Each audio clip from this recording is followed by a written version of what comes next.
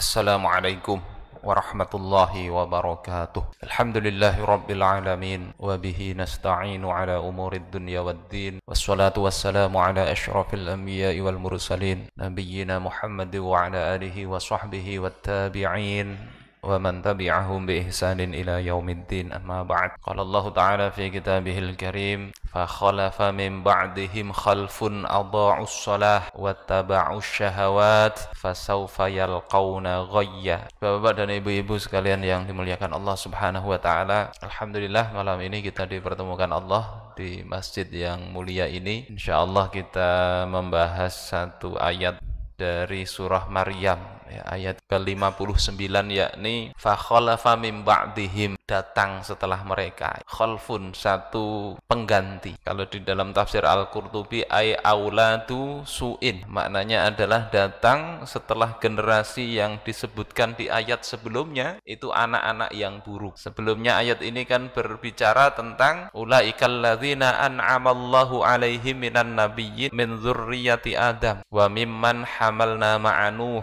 Mereka itu adalah orang-orang yang telah kami berikan nikmat dari para nabi, dari zuriatnya Adam, wa mimman hamalna ma'a Nuh, dan dari orang-orang yang kami bawa dengan kapalnya Nabi Nuh. Jadi yang umat-umat durhaka binasa tinggal jadi zuriatnya orang-orang yang soleh.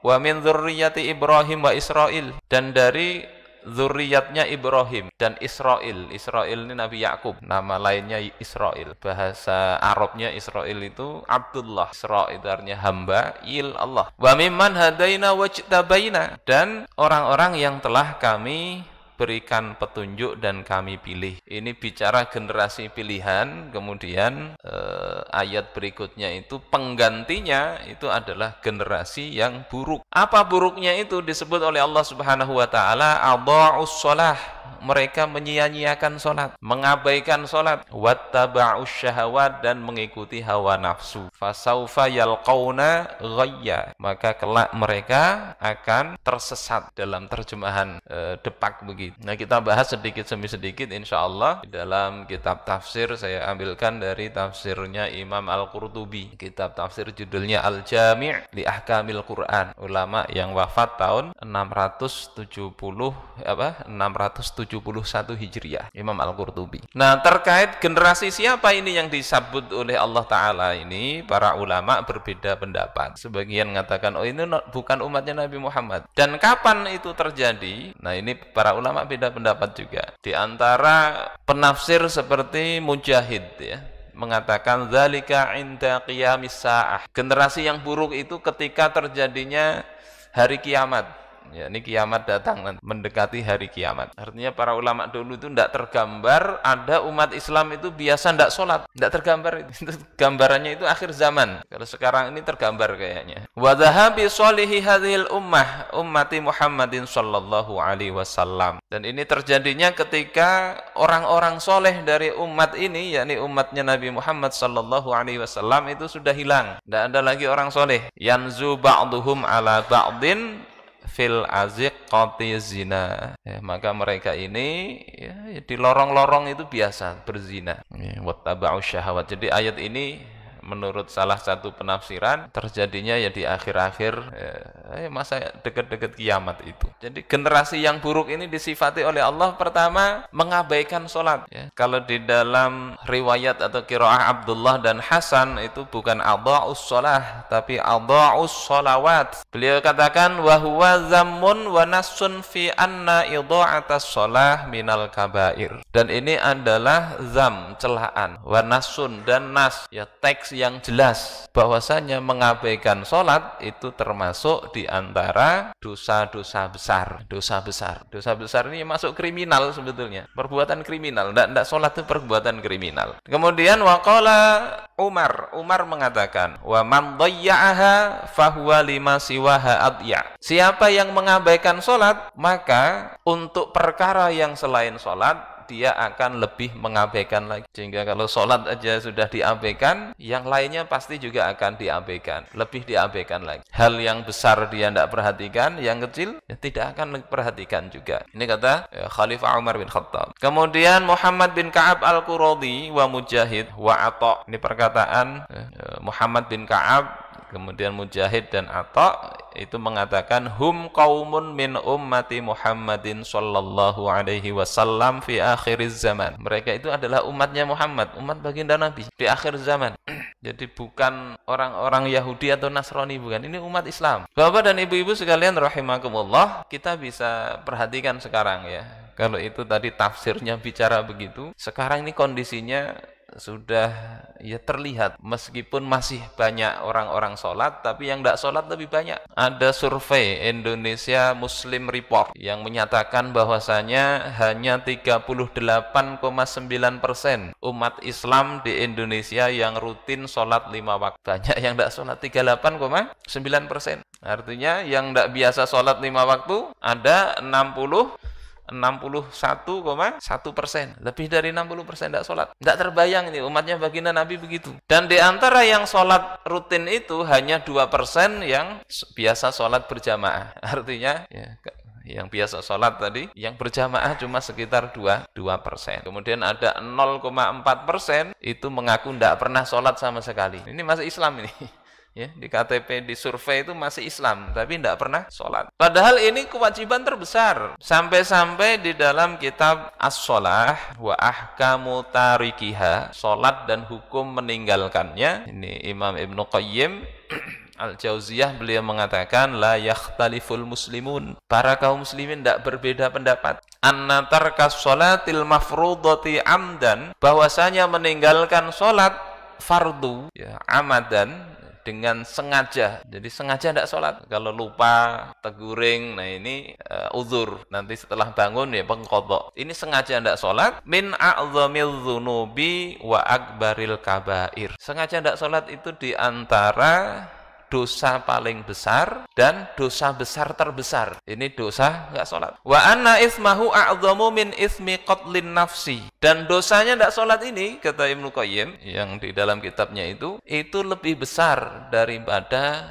dosa membunuh. Coba kalau sampean punya anak bunuh orang, tentunya kita sangat merasa apa ini kriminal besar. Tapi kalau tidak sholat kadang biasa. Padahal dosa tidak sholat dengan sengaja itu lebih besar daripada dosa membunuh jiwa. Wa akhdhil amwal, lebih besar dari dosa mengambil harta secara tidak hak, mencuri, korupsi, membegal, lebih besar dosa tidak sholat. Kok tidak ada kadang tidak terasa, dosa besar tidak terasa, dianggap biasa. Kemarin ada survei PPI 17.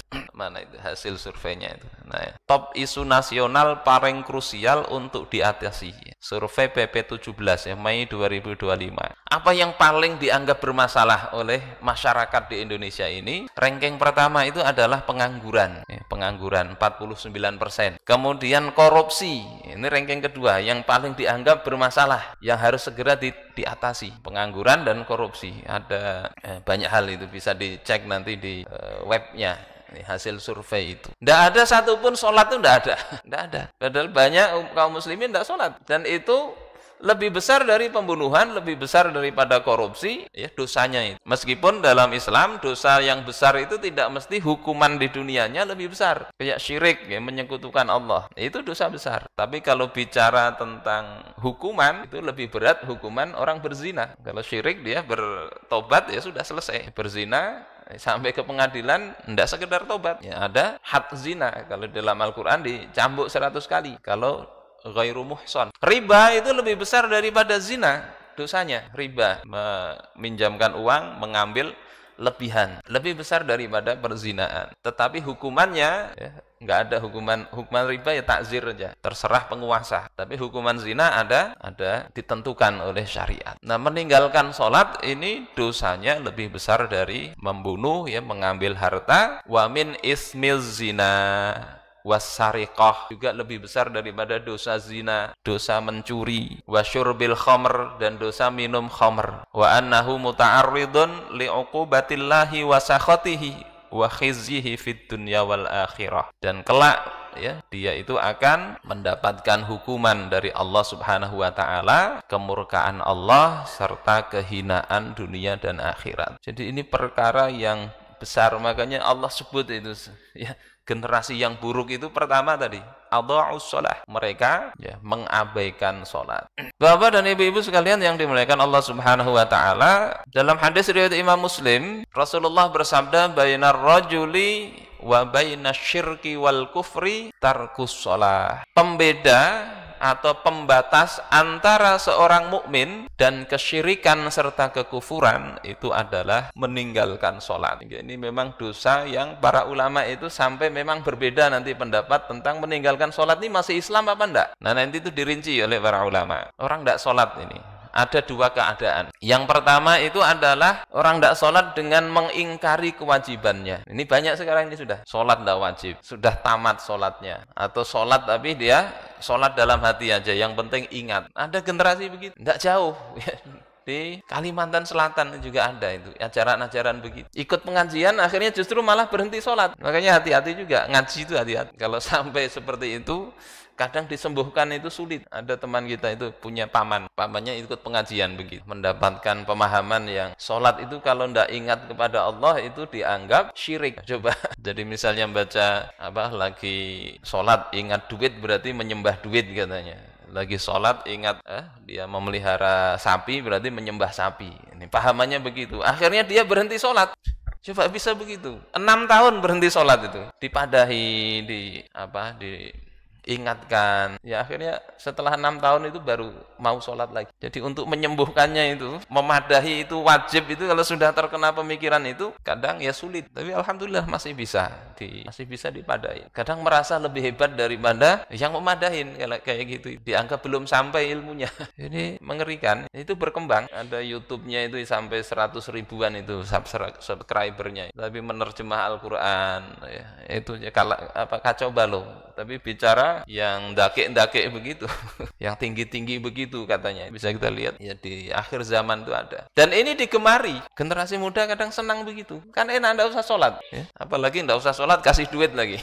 Insya Allah lebih banyak itu pengikutnya itu. Nah, para ulama sepakat kalau mengingkari kewajiban sholat ini, hukumannya adalah disuruh tobat, diskusikan. Kemudian kalau tetap ngeyel seperti itu dihukumi murtad. Ya, yakni hukuman apa? Hukuman mati. Baca aja kitab fikih begitu. Tidak ada beda pendapat. Hukuman mati, tidak ada beda pendapat. Hukuman mati dan dihukumi murtad karena mengingkari kewajiban sholat. Ini saya sampaikan secara jujur aja begitu, supaya kita tidak menganggap enteng. Punya anak-anak, punya keluarga, perlu diperhatikan sekali. Karena tidak hanya orang umum ya. Kadang level mahasiswa atau siswa yang di perguruan Islam ini, ada yang begitu, tidak biasa sholat, tidak jadi perhatian. Coba aja cek kalau sampean punya mahasiswa itu, pagi-pagi kuliah itu, tanya sholat subuh belum itu para mahasiswa itu. Nah kalau seperti itu tidak dilaksanakan, coba kita bisa bayangkan. Jadi ini yang pertama, kalau meninggalkan dengan mengingkari kewajiban sholat itu hukumnya murtad. Kemungkinan kedua, dia itu meninggalkan sholat bukan karena ingkar kewajibannya, tapi karena malas, tidak mau. Maka orang seperti ini harusnya disuruh sholat. Jika dia tidak mau, terus gimana hukumannya? Nah ini para ulama beda pendapat. Dia dihukumi apakah masih muslim atau tidak. Ini para ulama beda pendapat dan bagaimana solusinya. Kalau menurut mazhab Syafi'i dan Malikiyah, maka hukuman orang yang seperti ini, males ini, disuruh tetap ngeyel tidak mau, hukumannya sama, hukuman mati. Tetapi jenazahnya dianggap masih muslim karena dia masih mengakui itu kewajiban. Alasannya apa? Hukuman ini masuk dalam bab takzir ya, dalam bab takzir. Kalau yang pertama tadi dalam bab hudud ya, dalam sistem hukum Islam. Kalau mengingkari itu masuk hudud sehingga dia dihukumi murtad tadi. Tapi kalau sekedar malas, dia ini dihukumi hukuman mati tapi dianggap muslim menurut Syafi'iyah dan Malikiyah. Kalau menurut Hanabilah lebih parah lagi, dia dihukum mati dan dia dianggap non-muslim sehingga tidak boleh dikubur di pekuburan kaum muslimin. Ini menurut mazhab Hambali. Nah yang paling ringan itu adalah menurut mazhab Hanafi. Dia itu dipenjara sampai dia tobat atau sampai dia mati. Jadi tidak boleh keluar sampai tobat atau meninggal dunia. Ini begitu tegasnya ya hukum Islam yang tidak terlaksana sekarang ini. Sehingga efeknya memang orang menggampangkan tidak sholat. Lebih diperhatikan pakai helm, jalan tidak pakai helm itu dirazia. Jadi orang tidak sholat dibiarin. Bapak dan ibu-ibu sekalian yang dimuliakan oleh Allah Subhanahu Wa Taala. Kemudian kadang orang merasa beralasan itu kalau dipakai aturan itu kan membahayakan negara. Nah ini kita bicara standar membahayakan itu apa? Bahaya itu apa? Bahaya itu kan bisa mungkin di dunia kelaparan itu bahaya, mati itu bahaya. Tapi orang tidak sholat ini kalau dibiarkan lebih bahaya lagi. Karena bukan hanya sekedar di dunia, sampai akhirat dia celaka. Dibiarkan rakyat celaka itu membahayakan sebetulnya. Fungsi negara, fungsi kekuasaan itu kan sebetulnya membina masyarakat. Bagaimana masyarakat itu bisa selamat di dunia maupun di akhirat. Sehingga kalau kita lihat di dalam kitab-kitab qawaid fiqhiyah, misalnya yang ditulis oleh Syekh Abdul Aziz Azzam Al-Azhari, salah seorang Syekh Al-Azhar. Beliau katakan wa qatlu tarikis shalah dararun. Menghukum mati orang yang meninggalkan salat itu memang bahaya, darar, kemudorotan. Walakin ad-darara fi 'adami qatlihi aghladu wa a'zamu. Akan tetapi bahaya yang ditimbulkan kalau hukum itu tidak diterapkan, bahayanya itu lebih berat dan lebih besar. Ini menghukum mati itu bahaya memang, tapi kalau dibiarkan lebih bahaya lagi. Kenapa? Li'annahu yad'u ila tahawunin nas litarki ahammi ruknin min arkanil Islam wa huwa as-shalah. Karena kalau dibiarkan itu akan membuat manusia itu meremehkan dan meninggalkan satu rukun yang paling penting di antara rukun-rukun Islam, yakni sholat. Jadi bicara bahaya itu standarnya seperti ini mestinya. Bahaya yang paling bahaya itu ya kalau menjerumuskan orang ke dalam nerakanya Allah Subhanahu Wa Taala. Bapak dan ibu-ibu sekalian yang dimuliakan oleh Allah Subhanahu Wa Taala, ini terkait hukum dan peran negara. Kalau sekarang ini kita mau seperti ini ya berat, sehingga yang paling mungkin kita lakukan itu ya di keluarga. Benteng terakhirnya itu keluarga. Cuma masalahnya kadang keluarga itu juga sama. Orang-orang tuanya tidak punya kesadaran terhadap anak-anaknya ini. Bahkan orang tuanya kadang yang tidak sholat. Ini bahaya seperti ini. Sudah negaranya mengabaikan, keluarga juga sama. Bayangkan bagaimana Rasulullah Sallallahu Alaihi Wasallam sedihnya melihat umat itu begini. Padahal wasiat Rasulullah sebelum wafat itu salah satunya ya, di dalam hadis riwayat Imam Ibnu Majah, kata beliau ya, kata-kata di penghujung ya, ujung-ujung kehidupan beliau itu adalah as-shalah wa ma malakat aymanukum. Jagalah sholat dan jaga itu budak-budak yang ada di tangan kalian untuk berlaku baik. Orang ketika mau meninggal tentunya yang difikirkan itu yang paling penting, Tetapi ketika yang paling penting ini kemudian oleh umatnya ini tidak dianggap, coba bayangkan sedihnya baginda Rasulullah Sallallahu Alaihi Wasallam. Ketika kita lihat seperti ini, fikirkan itu. Kita mengaku cinta kepada Rasul, fikirkan kalau kita abaikan apa yang diwasiatkan oleh Rasulullah Sallallahu Alaihi Wasallam. Bapak dan ibu-ibu sekalian yang dimuliakan Allah Subhanahu Wa Taala, ini terkait walaupun itu tidak ada di tafsirnya ya, cuma saya ingin menambahkan, apa gunanya kita belajar tafsir kalau tidak punya perhatian terhadap apa yang ada di dalam ayat. Terus bagaimana peran orang tua? Sekarang kadang menjaga anak ini juga berat. Zaman sekarang ini rata-rata yang dikeluhkan itu jajir. Ada anak sudah dipondokkan, pulang ke rumah liburan itu anak kadang yang dilihat HP seharian. Ada bahkan yang tidak sholat, lupa itu waktu. Maka ini perlu perhatian, memang perhatian. Yang pertama untuk urusan sholat itu orang tua kan harus mulai sejak dini. Kalau bicara pendidikan Islam itu secara awal ya dari mendidik diri sendiri. Mau punya anak yang baik, perbaiki diri. Yang kedua, pilih istri yang baik pula. Yang ketiga, cari lingkungan yang baik. Hidup di mana? Komunitas yang baik. Ketika mau jima ada adab-adabnya. Itu kalau mulai mendasar ya. Punya anak ada adab-adabnya, lahir kecil nanti sampai usia 7 tahun. 7 tahun ini harus disuruh sholat. Muru auladakum bis sholah wahum abna'u sab'i sinin. Suruh anak-anak kalian itu sholat saat usia 7 tahun. Kemudian wadribuhum 'alaiha wahum abna'u ashrin.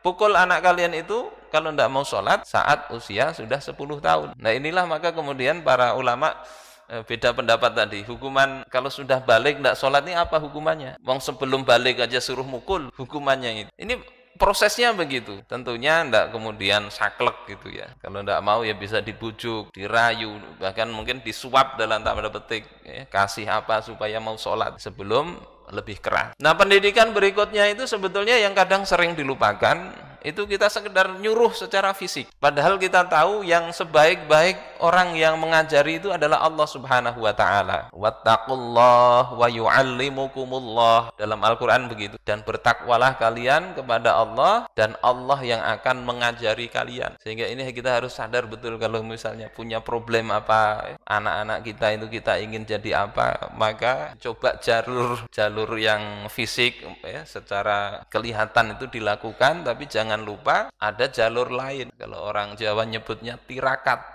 Tirakat itu apa ya? Sebetulnya taqarrub kepada Allah Subhanahu wa taala, menggantungkan hati kepada Allah Subhanahu wa taala. Kita baca Allahus Somad, Allah tempat bergantung. Maka hendaknya lebih kita gantungkan hati kita ini kepada Allah. Kita berharap Allah yang menempatkan anak kita, mendidik anak kita itu dalam kebaikan. Ini yang harus sering-sering orang tua lakukan. Apa tirakatnya? Ya semua amal kebaikan. Di dalam kitab, nama kitabnya itu Al-Jawahir Al-Majmu'ah, tulisan Imam As-Sakhawi. Itu mengutip perkataan sahabat Abdullah bin Abbas radhiyallahu taala anhuma. Kata beliau, innal ma'rufa la yujza bihi waladul walad. Sesungguhnya perbuatan baik itu akan dibalas oleh Allah dengan kebaikan terhadap anak cucu, anaknya anak zuriat. Ini secara umum begitu. Orang tua perbaiki diri sambil diniatkan lah, diganang kata orang Banjar. Diingatkan ini, mudah-mudahan Allah perbaiki anak kita. Itu amalan orang-orang dulu begitu. Ada tabi'in namanya Sa'id bin Al-Musayyib atau Musayyab. Beliau nambahi sholat malamnya. Dalam rangka apa? Beliau katakan, karena engkau wahai anakku, tentunya diniatkan taqarrub kepada Allah, mendekat kepada Allah sambil meminta bantuan kepada Allah untuk menangani anak-anak kita. Ini yang bisa kita lakukan. Apa saja kebaikan itu? Termasuk kadang yang lupa kebaikan itu adalah bayar uang sekolah. Kadang kita seolah-olah taqarrub, tirakat itu dengan cara tadi puasa. Puasa bagus. Orang tua puasa. Niatkan apa? Untuk mendekatkan diri kepada Allah, membersihkan hati, untuk agar anak-anak itu dipermudah. Para ulama dulu mengatakan kalau mau anaknya cerdas, banyak puasa orang tuanya. Orang tuanya puasa sunnah. Anaknya suruh puasa. Ini apa? Pendekatan yang mungkin tidak secara saintifik mungkin tidak ada hubungannya. Tapi secara syar'i Allah Ta'ala ketika senang kepada seseorang, apa yang dia senangi, orang tadi ingin apa, Allah mudahkan. Insya Allah begitu. Jadi tidak kemudian kita ukur apa ini secara fisikanya mungkin tidak ada. Banyak istighfar, orang tua beristighfar, ikut istighfar sambil diniatkan untuk anak-anak. Kan Allah katakan dalam sebuah hadis itu, siapa banyak beristighfar, Allah akan jadikan baginya dari setiap kesempitan Allah jadikan kelapangan. Kesulitan Allah berikan jalan keluar. Allah berikan rezeki yang enggak disangka-sangka. Termasuk kita kesulitan didik anak, banyak istighfar kita. Setelah tadi hal-hal fisik kita lakukan. Infak, termasuk membayar ke sekolah misalnya. Itu malah itu yang lebih wajib daripada infak sunnah. Memberi makan anak, itu masuk sedekah. Memberi makan istri anak itu kewajiban, itu pahala itu. Tinggal masalahnya niat yang kita kadang lupa. Makanya kan dalam hadis itu wa innama likulli imri'im ma nawa. Sungguhnya seseorang itu, tiap orang itu mendapatkan apa yang diniatkannya. Jadi hal-hal sederhana yang sudah biasa kita lakukan itu tinggal kita kaitkan dengan apa yang kita inginkan. Kita berharap kepada Allah dengan kita mengeluarkan uang untuk membiayai anak kita ini, Allah jadikan itu ya infak yang baik. Allah bantu kesulitan anak-anak, apalagi yang ketaatan. Jadi ketika sulit mungkin menghadapi anak, bisa kita lakukan jalur itu. Selain memang jalur-jalur yang sifatnya secara langsung terlihat itu kita lakukan. Anak ini kadang perlu perhatian, perlu pelukan orang tua. Jadi peluklah anak-anak itu. Biasakan itu saat masih usia SD ini. Kalau sudah agak besar itu kadang malu dipeluk. Peluk aja anak-anak itu. Beda itu nanti. Saya dapati ada anak-anak yang kadang kurang kasih sayang. Mulai SD itu sudah terpisah dari orang tua. Kurang kasih sayang itu nanti ya ada problem sedikit, lain itu solusi sikapnya itu lain. Beri perhatian. Nah, itu hal-hal yang terlihat. Yang tidak terlihat tadi ini penting dilakukan. Dan sekarang ini kadang juga Kita itu lebih mengedepankan marah ya ketika anak itu tidak sesuai dengan keinginan kita, sehingga akhirnya banyak kasus itu anak justru menentang karena menegurnya tidak bagus. Ada yang menentang sampai mukul orang tua ada itu. Padahal dipondokkan. Banyak hafalan Al-Qur'an, tapi begitu ada kadang. Kita dapati ceritanya begitu ada. Dan itu real, sehingga kayaknya mungkin salah tadi, kurang merasa kasih sayang, kurang komunikasinya kurang bagus dengan anak-anak itu. Bapak-bapak dan ibu-ibu yang dimuliakan Allah Ta'ala, termasuk juga untuk tirakat itu bisa dengan belajar. Kita ngaji di sini sambil coba diganang anak-anak, dihadirkan. Ini kan ketaatan, wasilah. Ya. Tawasul itu dengan amal-amal soleh kita itu bisa. Pian datang ke sini sambil diharapkan, berharap pada Allah mudah-mudahan anak kita ini juga rajin belajar. Sambil kita belajar. Tidak sampai belajar cuma sampai menikah aja, tapi orang tua ini juga mesti belajar. Di dalam Sahih Bukhari itu dikatakan waqad ta'allama ashabun Nabi sallallahu alaihi wasallam fi kibari sinnihim. Ini dalam Sahih Bukhari ya. Perkataan Abu Abdillah Imam Al-Bukhari. Sesungguhnya para sahabat Nabi sallallahu alaihi wasallam itu tetap belajar di dalam usia lanjut mereka. Tidak kemudian merasa ini sudah tua, malu belajar. Apa yang kurang dari diri kita ini kita pelajarilah. Ada tabi'in namanya Shalih ibnu Kaisan. Itu baru mulai belajar serius itu bahkan dikatakan saat usia 70 tahun. 70 tahun baru belajar serius. Kalau kita mungkin ya sudah terlambat. Tapi tidak ada terlambat. Beliau itu akhirnya jadi dikenal dengan Al-Hafil. Orang banyak hafalannya. Jadi tidak mesti kalau sudah tua itu lemah hafalan, belum tentu. Ada orang tua seperti ini justru mengalahkan para pemuda di dalam menghafal. Sampean tahu kondisi sampean sendiri. Kadang ada tua itu dikasih kemampuan menghafal. Bapak dan ibu-ibu sekalian yang dimuliakan Allah Subhanahu wa taala, kemudian di lanjutan ayat itu ya, setelah adha'us shalah. Makna adha'u itu para ulama juga berbeda pendapat. Adha'us shalah maknanya ada yang paling pas itu adalah mereka abaikan. Kata Al-Quradi hiya idha'atu kufrin wa jahdin biha. Ini satu pendapat. Adha'us shalah itu artinya mengingkari salat. Tapi yang lebih sahih, lebih tepat itu adalah apa yang dikatakan oleh Abdullah bin Mas'ud radhiyallahu an. Sahabat ini mengatakan, adha'us shalah maknanya adalah idha'atu awqatiha. Pertama, mengabaikan salat itu mengabaikan waktunya. Salat aja, tapi sudah di luar waktu. Santai aja. Habis waktu hanya salat. Sadar aja sudah azan. Nanti. Sekalinya sampai azan zuhur sampai azan asar baru, ternyata belum zuhur tadi. Nah ini yang dicela, mengabaikan waktu-waktunya. Itu sudah dianggap dosa besar. Apalagi kalau tidak sholat tadi. Yang kedua, mengabaikan sholat itu adalah adamul qiyam bihuquqiha, yakni tidak melakukan sholat dengan memberikan hak-haknya. Sholat aja bisa jadi, tapi tidak beres sholatnya. Sebagaimana sabda Rasulullah Sallallahu Alaihi Wasallam, ketika seorang laki-laki datang, kemudian sholat, kemudian salam, Rasulullah katakan, irji' fasolli. Dah kembalilah engkau sholatlah. Fa innaka lam tusolli. Engkau belum sholat. Ini sampai 3 kali di dalam Sahih Muslim itu ya. Jadi sholat tapi tidak sah ya. Ada yang ditinggalnya, tidak sempurna sholatnya. Ada riwayat ya dari Hudzaifah, sahabat Hudzaifah, berkata kepada seorang lelaki yang dia itu sholat, kemudian mengurangi sholat. Artinya sholat kadang kayak bebek mandi, epek selesai. Atau kayak matuk ayam, ayam matuk makanan, cepet betul, tidak ada tumak ninahnya. Hudzaifah mengatakan, munzu kam tusalli hadhihi shalah. Sejak kapan kau sholat itu seperti ini? Maka orang tersebut mengatakan, mundu arba'ina sanah. Aku sholat seperti ini sudah 40 tahun. Kemudian kata Hudzaifah, ya, ma shallaita.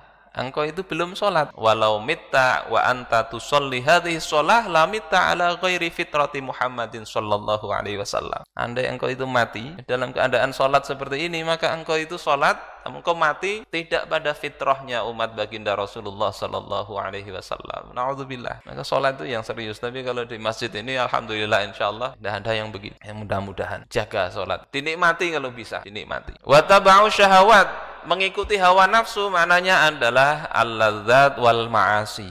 Hidup sekedar berlezat-lezat, mencari kenikmatan dan kemaksiatan. Itu aja yang diunting dalam kehidupan. Dan Kadang kelezatan itu orang bosan dengan yang halal, akhirnya cari sensasi yang lain, yang haram. Makanya dulu pernah ada itu kasus di satu kota di Kalimantan Selatan, berzina di parkiran, padahal salah satu pejabat di salah satu bank, kemudian ditangkap, dikejar, nabrak-nabrak pengendara yang lain. Kenapa bisa begitu? Cari sensasi, cari sensasi.